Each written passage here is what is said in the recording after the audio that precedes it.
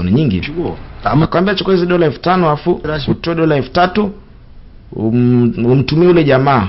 Hizo dola 2,000 ambazo zitabaki basi ukaenjoy ukale bata. Jamaa akamuuliza Kang'o swali kwamba hivyo ulishaye kupendaga mtu kwa moyo wako wote? Sasa mimi nipende kwa sababu gani? Mimi nawezaje kupenda? Jamaa akamwambia sawa, usije kupenda kwa sababu kwanza sisi hapa ni watu wabaya. Sisi hatustahili hata kupenda. Jamaa alimtaka Kang'o kwamba asije kupenda mzee kwa sababu kupenda pana tabu. Anaweza kufanya chochote kile.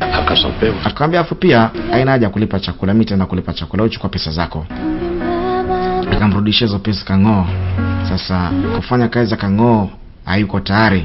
Alichukua tu pesa ya chakula ambacho Kang'o alikila kwa anaenda kulipa. Bwana.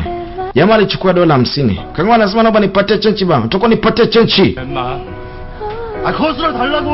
Nipatie chenchi yangu basi. Lakini aliambiwa kitu kizito sana kwamba asije kujaribu kupenda kwa sababu kupenda